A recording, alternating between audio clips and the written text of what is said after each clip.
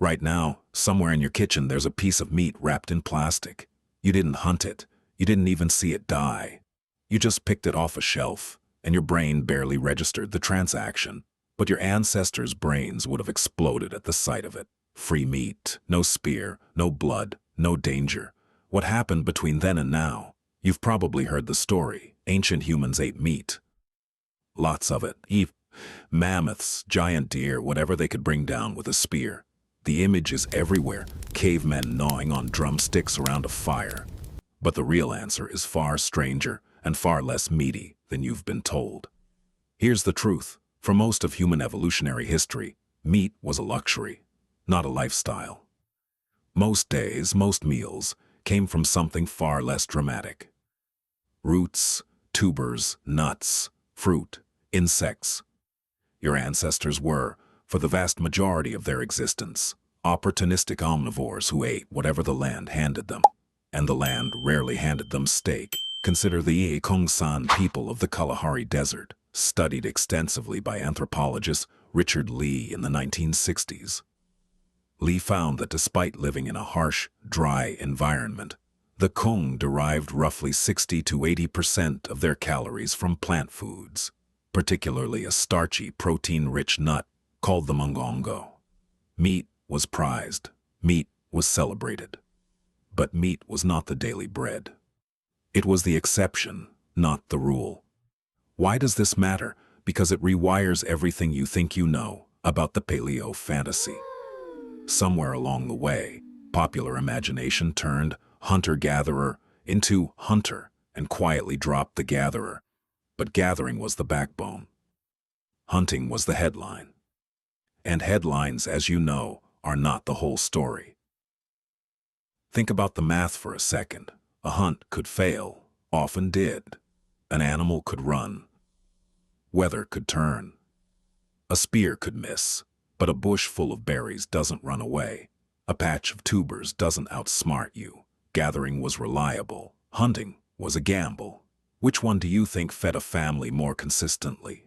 Here's where it gets stranger. Paleoanthropologist Richard Wrangham, in his research on cooking and human evolution, argues that the true dietary revolution wasn't meat at all. It was fire. Specifically, it was cooked starches. Wrangham's cooking hypothesis suggests that around 1.8 million years ago, early humans began cooking tubers and roots, which unlocked far more digestible calories than raw food ever could. Your ancestors' brains didn't grow because of a mammoth steak. They grew, in part, because of a cooked yam. Sit with that for a second. The evolutionary engine that gave you the ability to read this sentence right now may have been powered less by predatory glory and more by a woman digging in the dirt with a sharpened stick, pulling out something starchy and holding it over a flame. But diet wasn't static. It shifted constantly, depending on where your ancestors lived. Near the coast, in places like South Africa's Blombos Cave, archaeological evidence studied by researcher Curtis Marion shows early humans harvesting shellfish more than 100,000 years ago. Mussels, clams, whatever the tide left behind. No spear required. Just patience and a rock to pry them loose. Inland, near lakes and rivers, fish and waterfowl eggs filled the gap. In colder climates where plants were scarce for months at a time, meat and fat became far more central, simply because there was nothing else to eat. Your diet, if you had been born 10,000 years ago, would have depended entirely on your zip code. There was no single caveman diet. There were thousands of them, each shaped by geography, season, and sheer necessity. And then there's the part nobody wants to picture: insects, grubs, larvae. In many hunter-gatherer societies studied by entomologist Marcel Dicke and others, insects made up a meaningful portion of the diet, often 5 to 10% of calories, sometimes far more depending on the region. They were easy to catch, densely packed with protein and fat. And unlike a fleeing gazelle, a termite mound doesn't run. Does that make you uncomfortable? It probably does. But that discomfort says more about your culture than about your biology. Your body doesn't inherently reject insects. Your upbringing does. In much of the world today, insects are still a completely normal food source. The line between food and not food was drawn by history, not by your genes.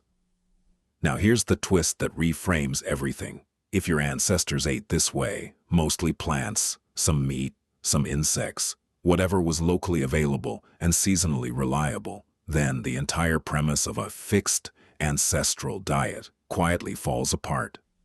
There is no single blueprint hiding in your DNA that says, eat like this.